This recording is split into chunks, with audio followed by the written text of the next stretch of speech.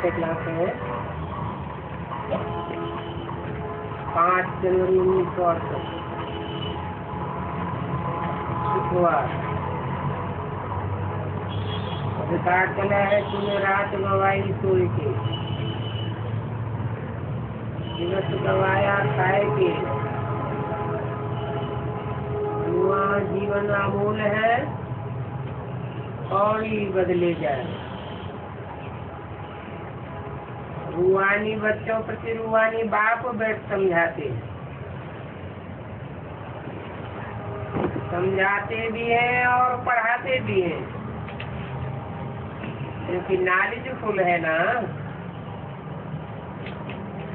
जरूर आत्मा ही knowledge full है, परंतु कर्मेंद्रियों के बिना बताए कैसे सकेगी कि क्या नॉलेज है। अब ये गीत तो मनुष्यों का बनाया हुआ है,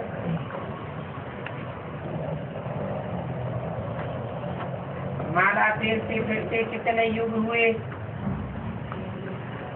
ये तो कोई भी नहीं जानते। ऐसे ही गीत बनाई दिया है। पहले तो बाप की पहचान होनी चाहिए। बाप ही की महिमा के गीत गाए हुए हैं कि परमात्मा ही नमः। अब उस पी का नाम तो चाहिए। परमपिता परमात्मा का नाम है शिव और आत्मा तो सभी है। आत्माओं के पिता का नाम शिव, जिनको कहते हैं परमात्मा ही नमः, वो है तो निराकार, फिर भी उनका नाम शिव बाप और बच्चे सात शालिग्राम। कहीं पर भी तुम ब्राह्मण भाषण करते हो तो पहले नाम लेना है शिव परमात्मा ही नमः। अब परमात्मा है कौन? क्या परमात्मा और भगवान में फर्क है?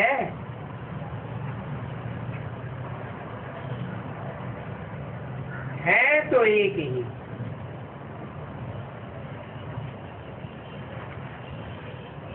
उनकी पूरी महिमा करनी चाहिए। जैसे कॉन्फ्रेंस में जाते हैं, पहले तो परमपिता परमात्मा की महिमा पर समझाना चाहिए।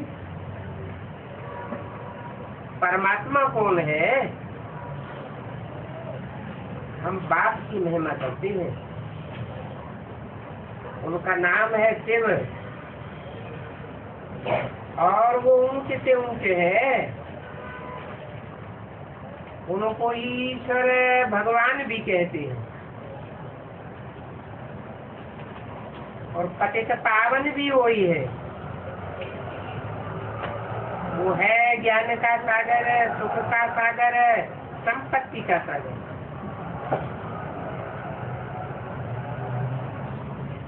ज्ञान का सागर है, शांति का सागर है, तो जरूर शांति भी तो स्थापन कर सकता होगा,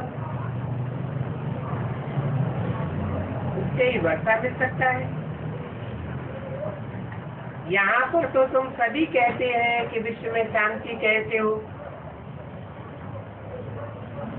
पहले तो ये पता होना चाहिए कि विश्व में शांति कब थी और फिर कब होनी चाहिए। कब थी तो हम आपको भगवान की बताई हुई श्रीमत पर सुनाते हैं।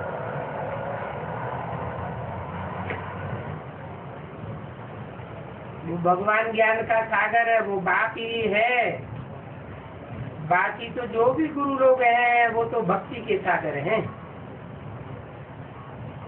कर्म कांड के सागर हैं। और भक्ति में कर्म कांड तो अनेक प्रकार के होते हैं। ज्ञान तो एक ही है,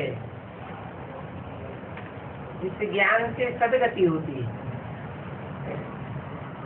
ज्ञान सागर से, ज्ञान से ही सदगति होती है। भक्ति है अज्ञान, उसका ज्ञान से दुर्गति होती है। हम बाप की महिमा करते हैं, वो शांति का सागर है, ज्ञान का सागर है।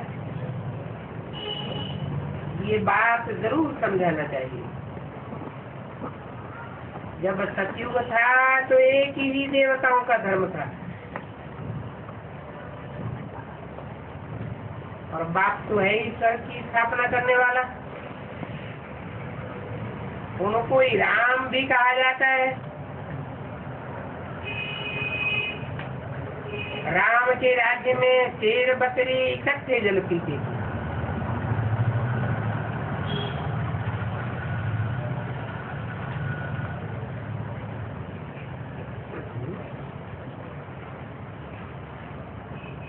शेर बकरी इकट्ठे जल पीते थे।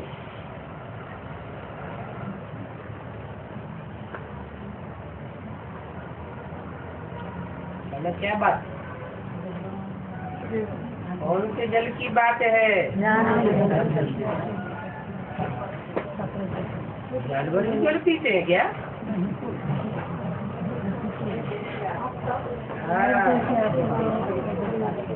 जानवर जैसे कर्म हुए हैं जिनके, इनमें अनेक प्रकार के जानवर हैं, कोई बकरी जैसे भी है।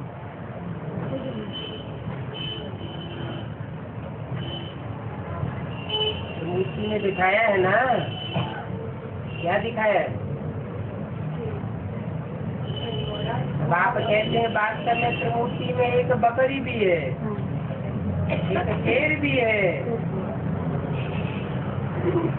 तो दोनों इकट्ठे जल पीते थे।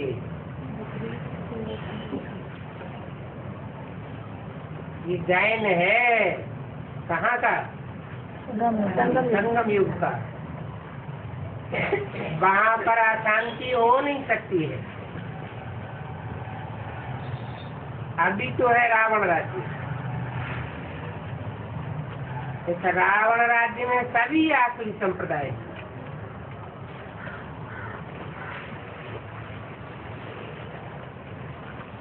अब आसुरी संप्रदाय को दैवी संप्रदाय बाप की श्रीमती ही बनाती है। पहले तो बताना चाहिए कि शांति स्थापन करने वाला बाप है। वास्तव में तो हम आत्मा का स्वधर्म ही है शांत, और शांति धाम जहाँ पर आत्माएं रहती है,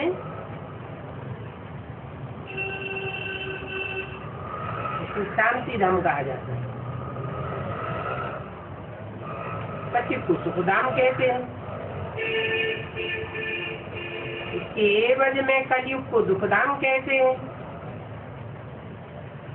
तमो प्रधान है ना,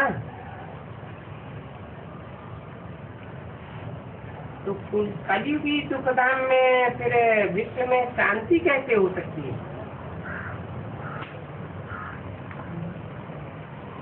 जरूर शांति तो होगी शांति धाम में। यहाँ पर तो शांति तब थी जब एक ही धर्म, एक ही राज्य था। बाप जो पवित्रता का सागर है, शांति का सागर है, वो ही स्थापना करते हैं सुख और शांति की। सतयुग में सुख भी था, शांति भी थी। वहाँ दो हाथों की ताली बज न सके, क्योंकि धर्म ही एक होता है। उसको कहा जाता है हेवन। दिया क्या है? हेवन वो नहीं है। कहते भी है कि 5000 वर्ष हुए जबकि देवी देवताओं का राज्य था।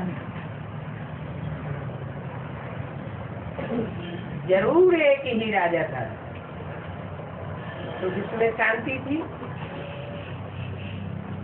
फिर वो ही अब रिपीट होगी। परंतु अभी तो ये तमो प्रधान दुनिया है, मनुष्य सभी तमो प्रधान है, भ्रष्टाचारी है, पत्थर बुद्धि है। बोलो, विश्व का मालिक बाप, उसने जो हमको समझाया है वो हम आपको समझाते हैं। बाप ने कहा है कि मैं साधारण तन में आकर के विश्व का कल्याण करता हूँ।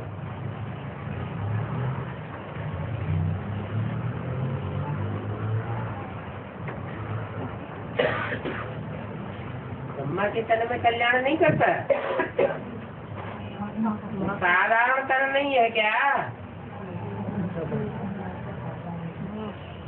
एक तरफ कहते हैं कि असाधारण पर्सनालिटी थी, दूसरी तरफ बता देती है साधारण है।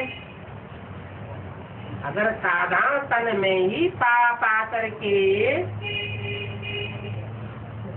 शांति स्थापन करते हैं तो रिजल्ट शांति का आना चाहिए ना। वो साधारण तन भी चला गया और शांति तो स्थापन हो ही नहीं। तो जरूर साबित होता है कि कोई दूसरा साधारण तन है जिसे वास्तव में साधारण कहा जाए।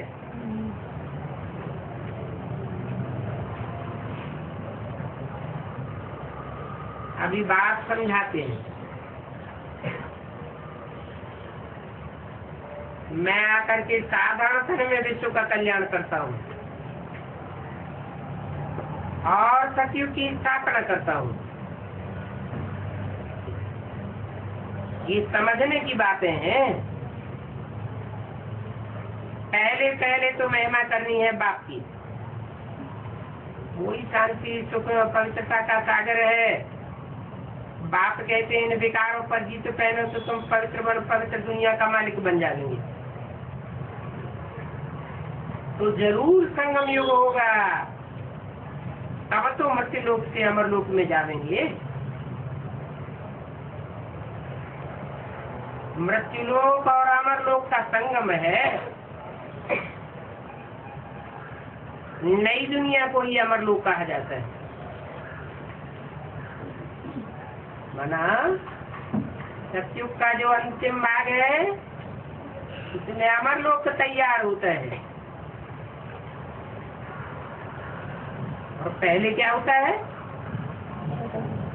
मृत्यु लोक होता है।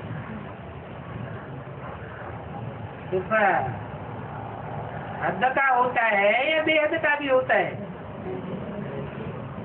बेहद का भी मृत्यु लोक होता है।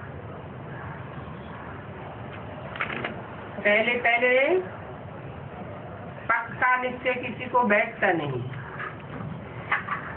सब निश्चय निश्चय के चक्र में आते रहते हैं, जन्म मरण के चक्र में आते रहते हैं। परंतु संगम युग के अंत में सब निश्चय बुद्धि हो जाती है।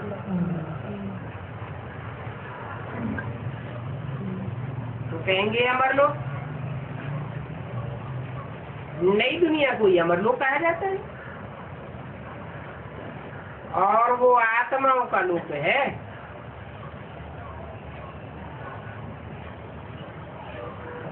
जहाँ आत्माएं ही रहती है, शरीर वहाँ होते नहीं है। उसको ब्रह्मांड कहा जाता है। आत्मा बहुत छोटी बिंदी है। तो बिंदी में ही 84 जन्मों का पाठ भरा हुआ है। उन बिंदी बिंदी आत्माओं में जो पहले पहले आते हैं वो 84 जन्मों का चक्कर लेते हैं। फिर कुछ आत्माएं जो पिछाड़ी तक भी आती रहती है। तो आदम तुम्हारी बढ़ती जाती है।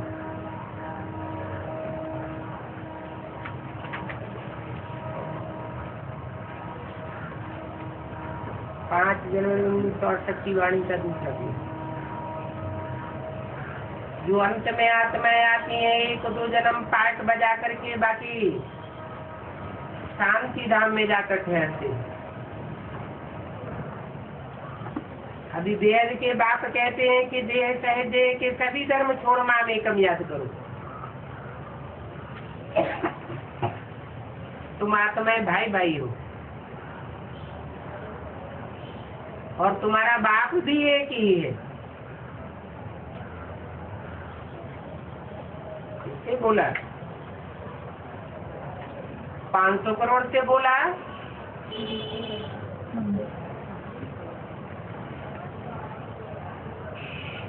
किससे बोला? तुम उठाई जाता है सन्मुख बैठने वालों को, तो भाई भाई किस आधार पर हुए? जब प्रैक्टिकल में बाप सामने हो और सामने बैठने वाले आत्म की स्थिति में टिके हुए हो, सबकी बुद्धि में हो कि एक बाप ही कल्याणकारी है।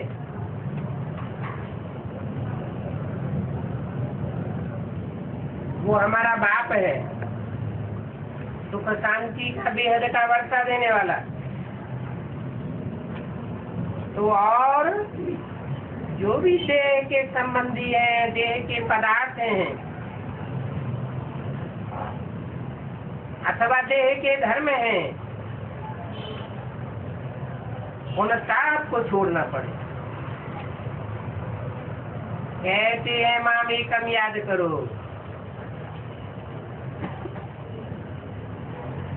बच्चों को तो जरूर बाप से वर्षा चाहिए, और वो वर्षा तुमको मिला था क्या? न इनको मिला था और न उनको मिला था। किसको मिला था? तुमको मिला था। सचिव में तो एक ही धर्म था, बाकी सभी मुक्ति धाम में थे। वर्षा देने वाला जरूर एक बाप ही होगा। बाप को जानने बिना मनुष्य का बार फल है। जिनका कोई धनी दोरी नहीं, और ये दुनिया भी आर्फनों की है। इसका क्या प्रूफ? जो आर्फन होते हैं वो आपस में लड़ते झगड़ते रहते हैं।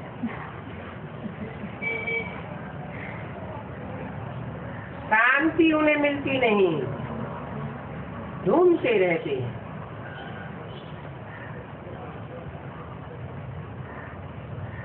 परंतु ज्ञान का तीसरा नेत्र तो जरूर चाहिए।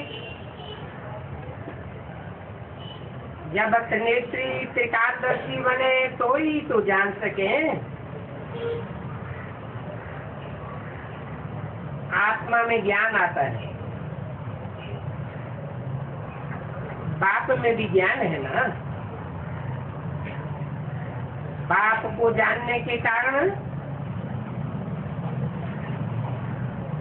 निर्धन से धनी के बन गए।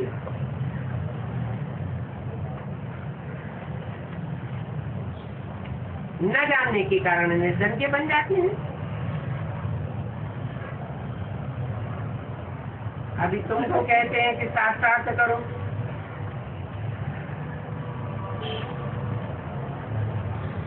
परंतु शास्त्र किसने लिखे? अनेक मनुष्य गुरुओं ने लिखे, एक ने तो नहीं लिखे। तो शास्त्रार्थ करने से क्या फायदा होगा? वो तो शास्त्रों की अथॉरिटी हैं, तो शास्त्रों की ही बातें करेंगे। उनका भक्ति मार्ग है ना। तो भक्ति मार्ग से तो नीचे उतरना ही होता है। बाप ने समझाया कि तुम कैसे 84 जन्म लेकर के सीढ़ी नीचे उतरते हो। सतयुग में तो तुम पूजित है, फिर कैसे तो पुजारी बनते हो? और बाप तो पुजारी नहीं बनता है। जब पूज्य देवता बनते हो तो फिर पुजारी भी बनते हो।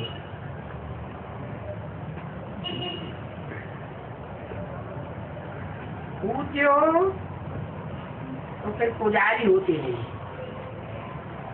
और जहाँ पुजारी है वहाँ पूज्य होते नहीं। शंकराचार्य भी शिव की पूजा करते हैं, तो उन्हें पूजनीय कहें या पुजारी कहें? पुजारी ही तो ठहरा ना, वो भी पूज्य कहलाए नहीं सकते। बाप जब आगे तो वो ही आकर के पूज्य बना। सतोप्रधानी तो पूज्य होते हैं, तमो प्रधान थोड़े ही पूज्य होते हैं।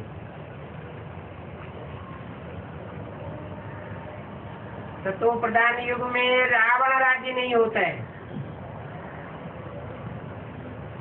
ये रावण सबका दुश्मन है।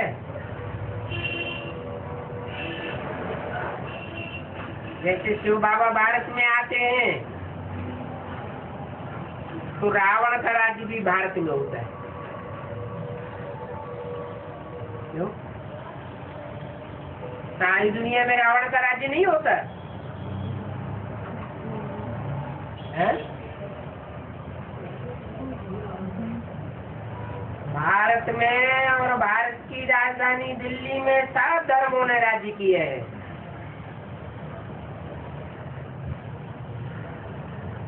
दस मुख्य धर्म है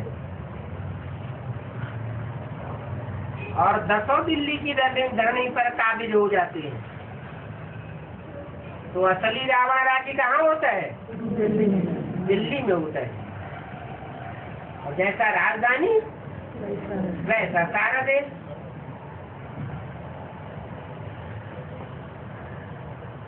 इसलिए बोला रावण का राज्य भारत में होता है। और रावण कोई एक मनुष्य नहीं है,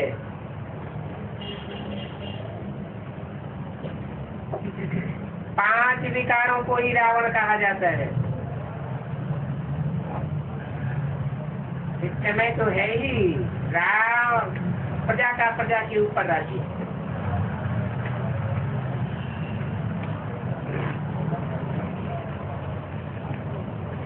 सभी में देहभान भरा हुआ। देही अभिमानी तो एक भी नहीं है। और सब कहते हैं कि शांति कैसे हो? वो तो जब परमपिता परमात्मा आए तभी शांति हो स्थापन हो सकते हैं। हेवनली गॉड फादर से हेवन की स्थापना हो सकती है। हेवन में ही शांति है। यहाँ तो हेल है। कोई भी मनुष्य ये नहीं बता सकेंगे कि विश्व में शांति कैसे होगी।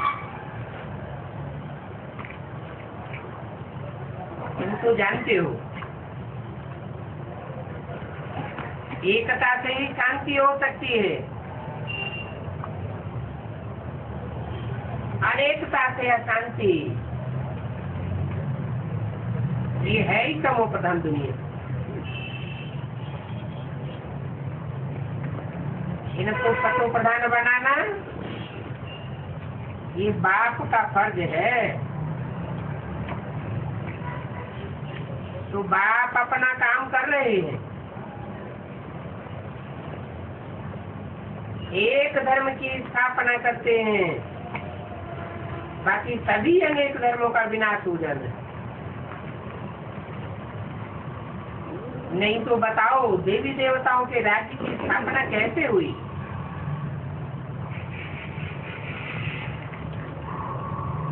क्या उन्होंने कोई लड़ाई की? नहीं।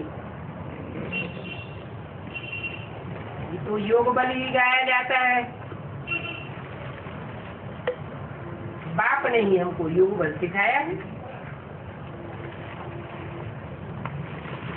पहले पवित्र प्रवृत्ति मार्ग था, अभी अपवित्र प्रवृत्ति मार्ग बन गया है।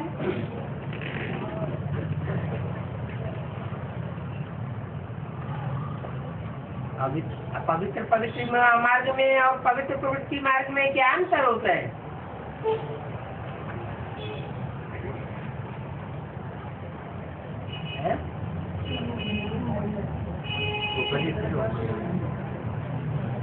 पवित्र प्रवृत्ति मार्ग होता है अव्यभिचारी वृत्ति होती है, और प्रवृत्ति मार्ग जब अपवित्र बनता है तो वृत्तियां कैसी हो जाती हैं? व्यभिचारी हो जाती है।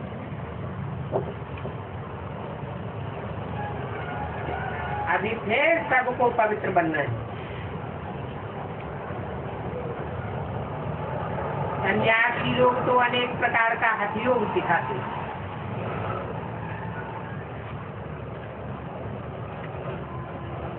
और ये राजयोग तो बात ही सिखाते हैं।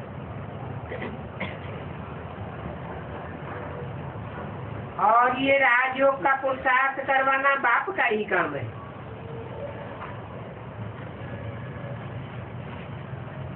बाप आते ही है पुरुषोत्तम संगम पर।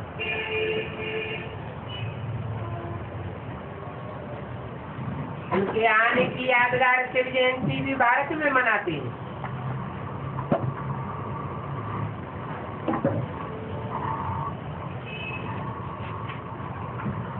रावण है दुश्मन, शिव बाबा है सज्जन।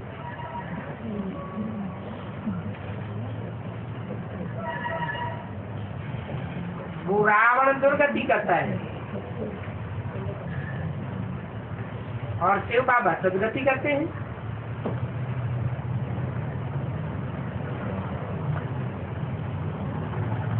पहले पहले मन बुद्धि रूपी आत्मा की सदगति करती है ज्ञान के आधार पर।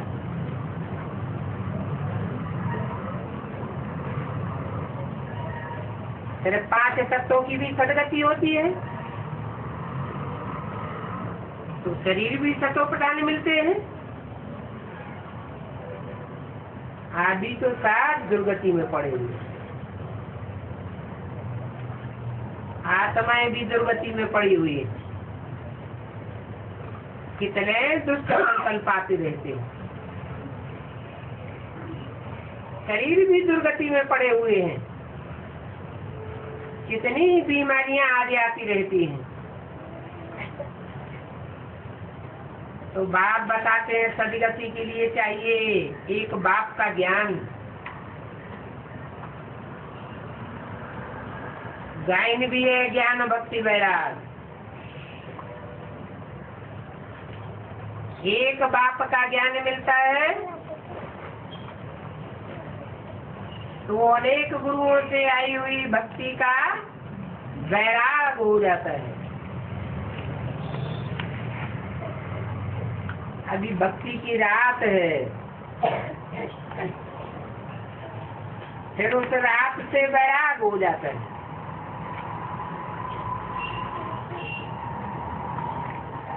हमको अब इस सारे पुराने विश्व के वैराग है। इस दुनिया में अब मन ठहरता नहीं। हमारी बुद्धि कहाँ लगी रहनी चाहिए? शांति धाम और सुख धाम में रहनी चाहिए, नहीं तो बाप की याद में रहनी चाहिए, नहीं तो सेवा की फील्ड में बुद्धि रहनी चाहिए।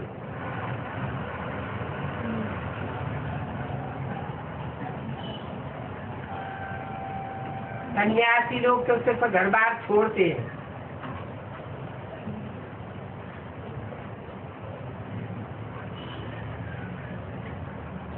शरीर से छोड़ करके बांटते हैं, परंतु मन से छूटता है क्या? मन में तो वो याद आता रहता है। मन प्रबल होता है तो एक घर बार छोड़ते हैं और फिर व्यभिचारी बन पड़ते हैं।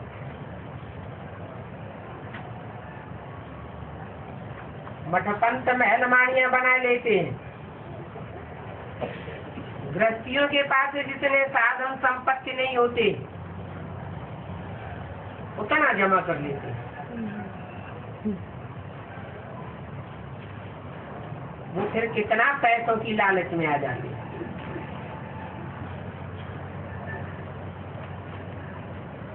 जो ऐसे लालची गुरु है वो कब राजयोग सिखाई नहीं सकते।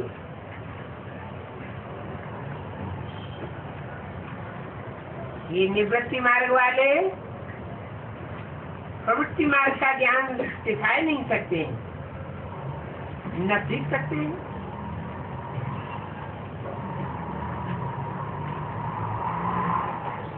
बात बाहर की दुनिया वालों की ही बात है या ब्राह्मणों की संगमिक दुनिया में भी ये सब शूटिंग होती है। कितने लालची बन जाते हैं।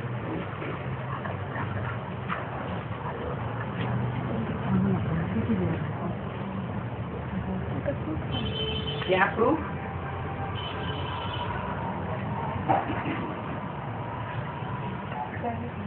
बाप ने कहा किराए पर मकान लेते रहो और यज्ञ का काम चलाते रहो। उनका जब लालच बढ़ता है तो बड़े बड़े महलमानियां अटारियां कंक्रीट के अंडरग्राउंड बनाते रहते।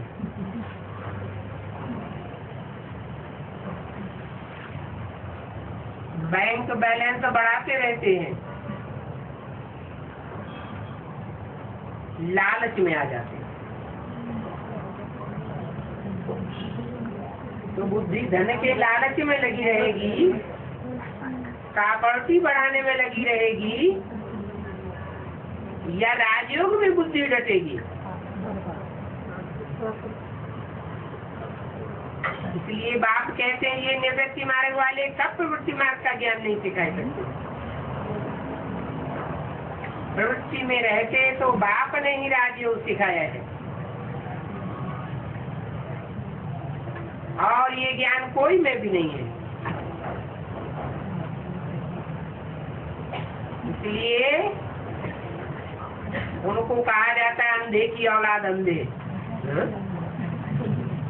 बाहर की दुनिया वाले भी या ब्राह्मणों की दुनिया वाले भी। क्यों?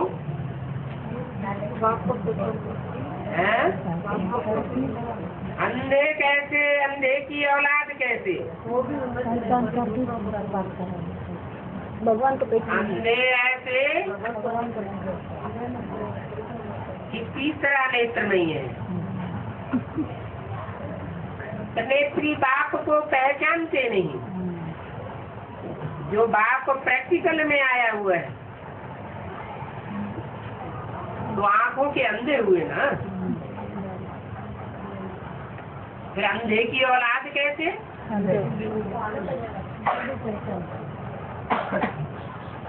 उनको जन्म देने वाला और उनको अपना फॉलोअर बनाने वाला खुद ही बाप को नहीं जानता, बाप को नहीं पहचाना। तो संस्था का नाम क्या रखा? ब्रह्मा कुमारी ईश्वरी विश्वविद्यालय। अगर पहचाना होता तो पहले नाम किसका होता? पहले नाम पीयू का होता। जो पीयू की वाणी शुरुआत में चली थी वो भूलता नहीं। ये अंधे की औलाद अंधे कहाँ का गए हैं? इसी संगम युग का गायन है।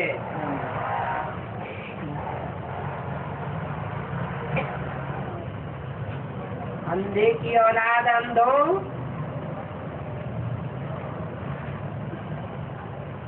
की माता का नाम क्या था? गांधारी। बाहर की दुनिया में कहते हैं गांधी।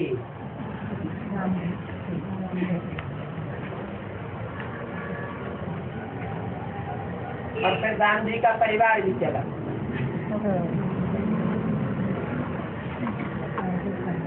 गांधारी के लिए शास्त्रों में क्या दिखा है? क्यों बांधी हुई थी? बताने के लिए खाने के लिए?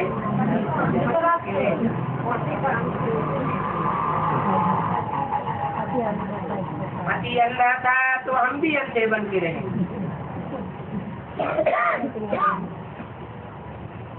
तो जानबूझ करके आंखों पर पट्टा बांधा हुआ था। अंधा बनाने वाला है रावण। क्या? और सोजरा बनाने वाला है बाप। उनको कहते हैं शिव बाबा। ये सृष्टि का चक्र कैसे फिरता है? उसका विस्तार, उसका आदि मध्य अंत जानना चाहिए। नहीं जानते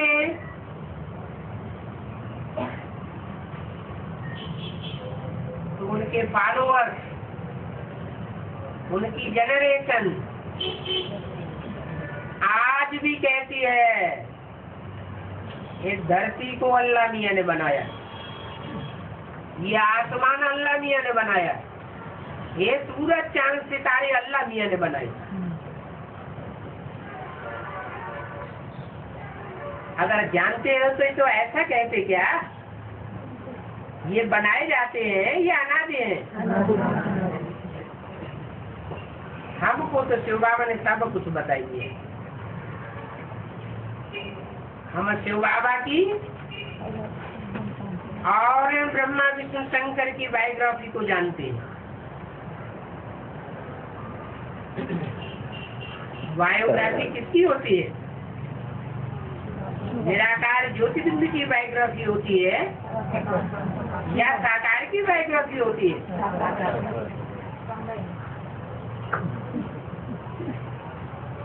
तीन मूर्तियों के चित्र बनाए जाते हैं, मूर्तियां बनाई जाती हैं, उनकी पूजा की जाती है, तो जरूर कोई चित्रधारी हुए हैं, चरित्र करने वाले हुए हैं। ऐसे नहीं कि सूक्ष्म वतनवासी हैं और उनकी महिमाएं तो दुनिया में होने लगी और मूर्तियां उनकी तो दुनिया में आ गई। सूक्ष्म वतन की मूर्तियां यहाँ कैसे आ जाएंगी?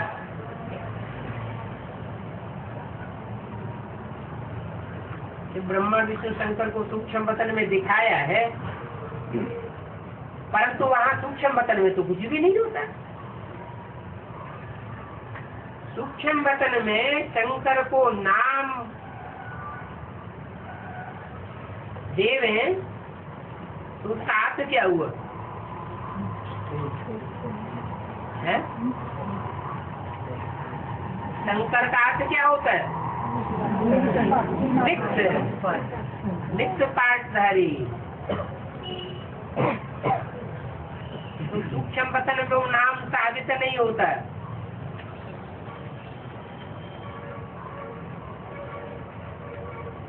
शंकर को वहाँ नाग बलाएं दिखाई दी है। अब सूक्ष्म वतन में नाग बलाएं कहाँ से आ गई? सूक्ष्म वतन में फरिश्ताएं होते हैं या एक दूसरे से चिपकने वाले नाग बलाएं होते हैं? वहाँ तो फरिश्ताएं होते हैं, उनका फर्श की दुनिया वालों से कोई रिश्ता नहीं होता है।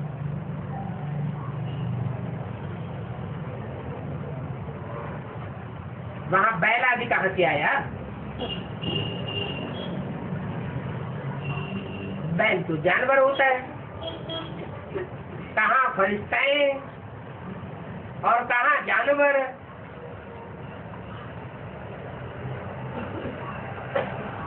जानवर सोच समझ के काम करता है क्या? कि आवेग आता है और काम कर बैठता है? सोचता है क्या? फरिश्ता का मतलब ये है मनन चिंतन मंथन में रहने वाला। इस फर्श की दुनिया की बातों से उपराम, देह और देह के संबंधियों और पदार्थों से उपराम, और बिंदु बिंदु आत्मा तो सभी इनकारपोरियल वर्ल्ड में रहती है। वो तो और ही ऊंची स्टेज है। ऐसी स्टेज कब बनती है?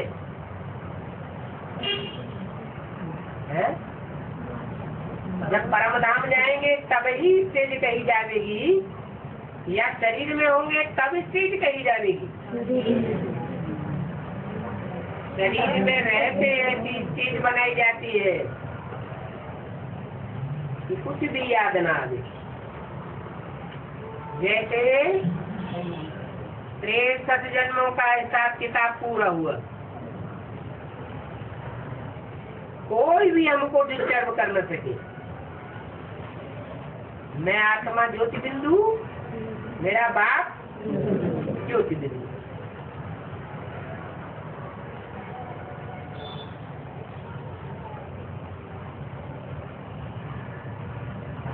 आत्मा ब्रह्मलोक में रहती है।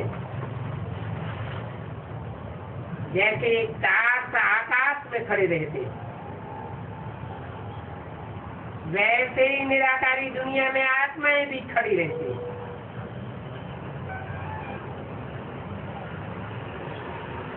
वहाँ आत्माएं स्थिरियम होती है या चंचल होती है? स्थिरियम होती है। तो ऐसी स्थिरता का अनुभव करें। इन सभी बातों को समझने के लिए 7 रोज चाहिए।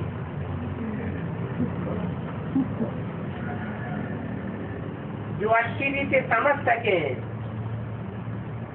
7 रोज में सभी पॉइंट समझाई जाती है। 5 जनवरी हरशक्ति वाणी का 3रा पेज।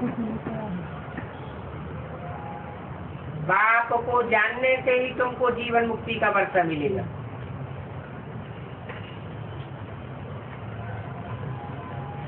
तो क्या बिंदी को जानने की बात है? दूसरे धर्म की आत्माएं बिंदु को याद करती है,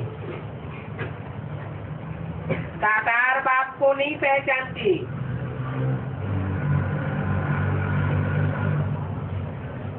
तो जीवन मुक्ति पाती है जन्म जन्मांतर की, या सिर्फ मुक्ति धाम में जाकर बैठती है?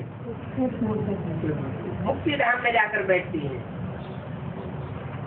जो बाप की बायोग्राफी को जानेंगे, जीवन हो तो जीवन कहानी को जानेंगे, तो उनको जीवन मुक्ति का अनेक जन्मों का वर्षा मिलेगा।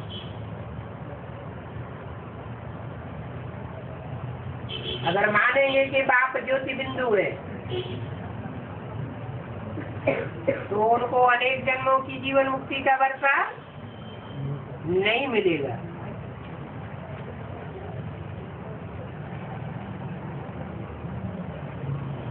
तुमको स्वर्ग की प्राप्ति होती है। तो जरूर तुम स्व स्थिति में जाते हो। ये बांध में रहने वाले स्वर्ग की स्थिति का अनुभव नहीं कर सकेंगे, और बाप ही स्वर्ग की स्थापना करते हैं।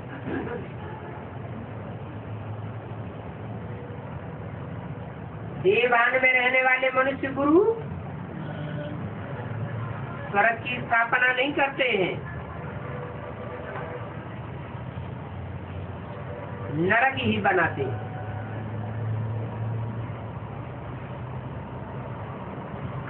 बाप गुप्त है, तुम बच्चे भी गुप्त हो। जैसे बाप अपने को प्रत्यक्ष नहीं करता, तुम बच्चे भी अपने को प्रत्यक्ष नहीं करते हो। तुम्हारा दान मान पद पुरुषार्थ सब गुप्त है। जो अपने दान को प्रत्यक्ष करते हैं वो देवान में है, जैसे कि बाप के बच्चे ही नहीं।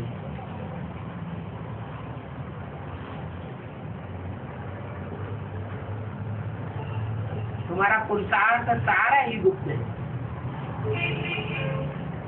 कौन कितना याद करता है बाप को, किसी को कुछ पता नहीं।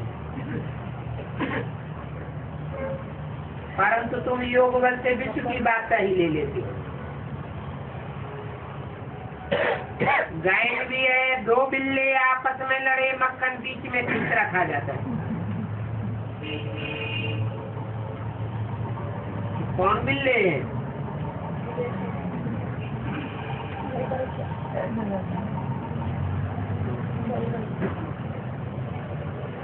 बिल्ले हैं रूस और अमेरिका। मूसलों से लड़ाई लड़ते हैं। इनके बुद्ध रूपी पेट से मिसाइल से निकलते हैं, आपस में घोर घमासान युद्ध करते हैं और तुमको राजाई मिल जाती है। दिखाते हैं मक्खन टीचर से खा जाते हैं।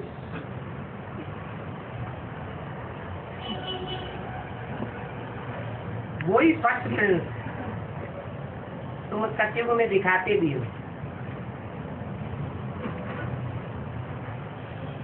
परंतु शास्त्रों में जिस कृष्ण की बात आई है वो सतयुग का कृष्ण है या संगम युग का है? संगम युग में ही कृष्ण की आत्मा गोरी बन जाती है। पहले काली श्याम थी, फिर गोरी सुंदर बन जाती है, तो नाम पड़ता है श्याम सुंदर। सुंदर श्याम क्यों नहीं कहते? क्योंकि पहले श्याम होता है कलयुग में, फिर सुंदर बनता है 1 सेकंड में। कलयुग से सतयुग आने में कितना टाइम लगेगा? 1 सेकंड लगेगा।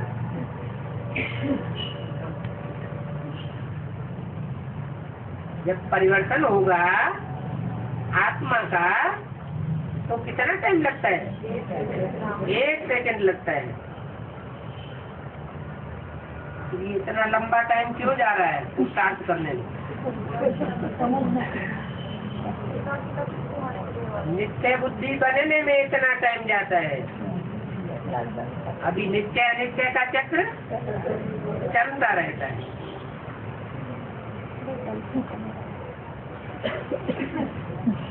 परंतु पीठ कृष्ण को स्थापन नहीं करते। कौन स्थापन करता है?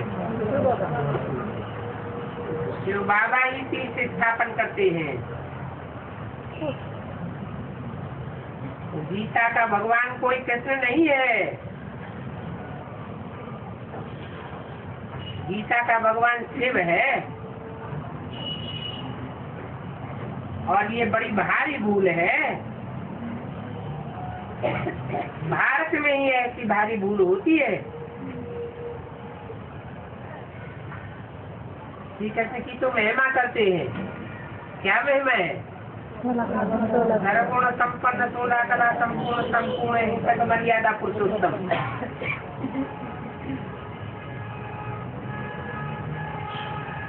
तो ज्ञान का सागर कहेंगे?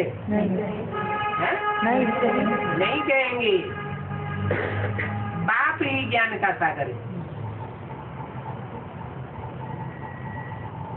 सुख का सागर है। तो बताओ गीता का भगवान पतित पावन कौन है? गंगा पावन बनाती है क्या?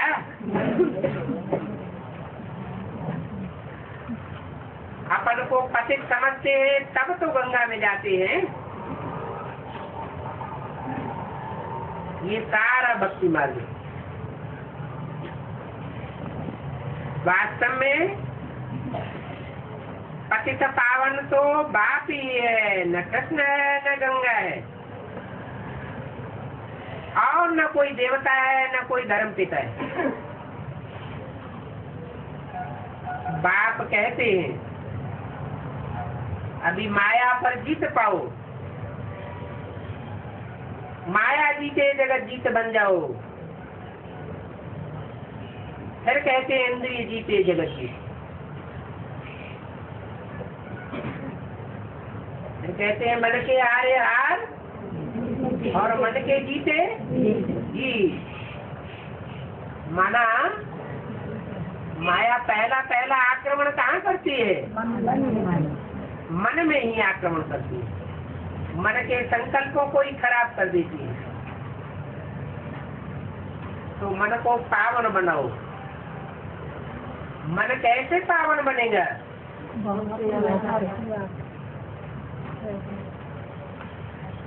मन बुद्धि में बाप की पहचान होगी, बाप की जानकारी होगी, ज्ञान होगा, तो बाप की याद आ जाएगी। बाप की पहचान ही नहीं होगी असली, बिंदु को याद करते होंगे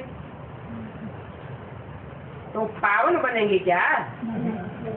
धर्म पिताएं पावन बनते हैं, उनके फॉलोअर्स पावन बनते हैं क्या? तो पावन बनो तो तुम जगत जीत बन जाओगे। तुम ही जगत जीत बनते हो, क्योंकि तुम संपूर्ण पावन बनते हो। ये लक्ष्मी नारायण के राज्य में शांति थी। क्यों शांति थी? क्योंकि वहाँ एक लक्ष्मी नारायण का ही राज्य था, और विश्व में एक राज्य होने से शांति थी। शांति एक तो होती है सतयुग में, और दूसरी शांति होती है शांति धाम में। ये दोनों शांति का अनुभव तुमको कहाँ करना है? संगम युग में कैसे करेंगे? सतयुग में शांति होती है, शांति धाम में शांति होती है। दो स्थान बताए। तो यहाँ संगम युग में कैसे अनुभव करेंगे?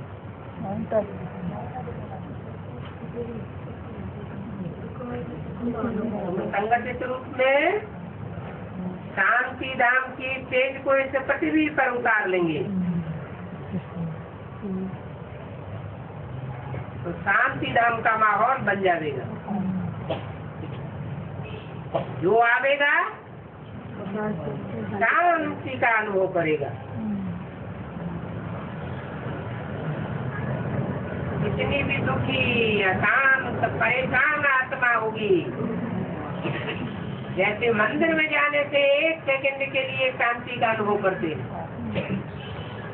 ऐसे उस संगठन में जाने से सदाकाल की शांति का अनुभव होगा।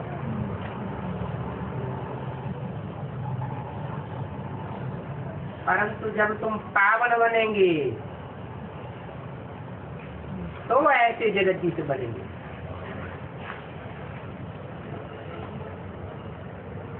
तुम जो चाहते हो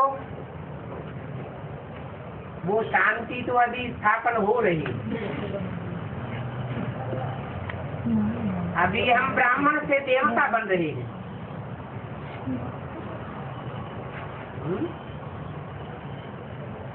ब्राह्मण कौन बनाता है? ब्राह्मण बनाने के लिए मीडिया कौन बनता है? ब्रह्मा से ब्राह्मण। देवता के लिए, देवता बनाने के लिए देवता चाहिए। फिर कहते हैं देव देव महादेव।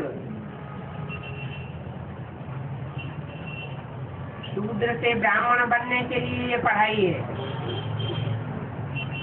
फिर ब्राह्मणों को शिक्षा दे करके देवता बनाया जाता है। तो अच्छी रीति समझाना चाहिए। ये हम ब्राह्मणों की डबल मशीनरी है। एक तो शूद्र को ब्राह्मण बनाना और दूसरा ब्राह्मणों को फिर शिक्षा दे करके देवता बनाना।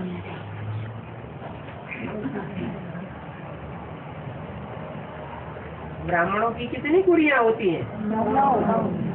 9 कुड़ियाँ होती हैं।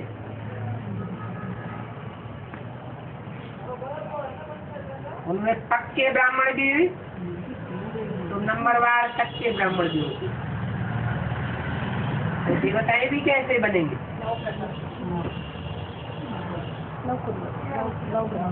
पक्के ब्राह्मण भी बनते हैं, पक्के देवता भी बनते हैं। कच्चे ब्राह्मण बनते हैं तो कच्चे देवता बनते हैं। पूरे 84 जन्म के होंगे पक्के देवता। जो ज्ञान में कच्चे होंगे तो पक्के देवता बन सकते। बाप को ही छोड़ जाएंगे।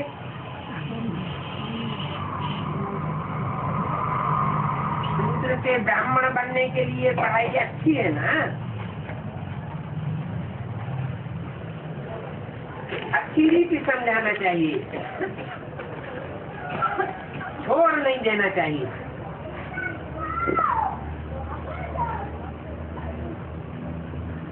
घड़ी घड़ी उन्हों की कॉन्फ्रेंस तो होती ही रहती है। किनों की है कॉन्फ्रेंस? किनों की होती रहती है?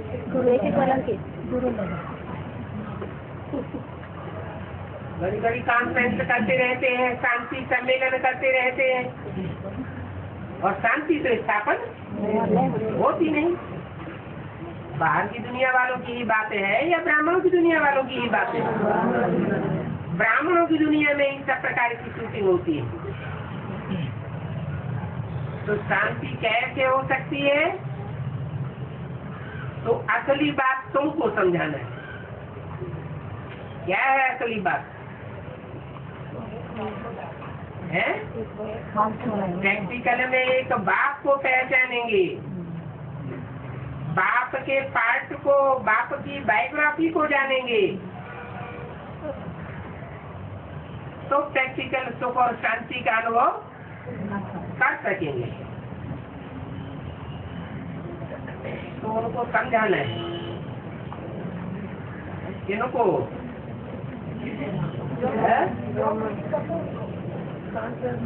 जो कॉन्फ्रेंस करते हैं, शांति सम्मेलन करते हैं,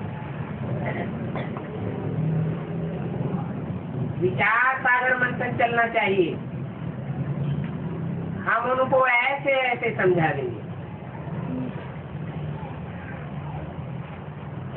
ज्ञान की धारणा होगी हमारे अंदर तो जरूर समझा देंगे, सुना देंगे। हमारे अंदर ही ज्ञान की धारणा नहीं होगी तो न वो सुनेंगे और न हम समझाएंगे। ज्ञान की धारणा नहीं है तो किसी को समझाने लायक ही नहीं है। फिर कहते हैं हमारी कोई सुनता ही नहीं। जनों को संदेश देते हैं, कोई मानता ही नहीं। क्यों नहीं मानते? क्योंकि कुछ को कुछ देवान में आ जाते तो गोया नालायक ही कहेंगे, नहीं तो कारक पत्थर का गैंग है कि जो भी संपर्क में आए क्या बन जावे, पत्थर से सोना बन जावे। ओम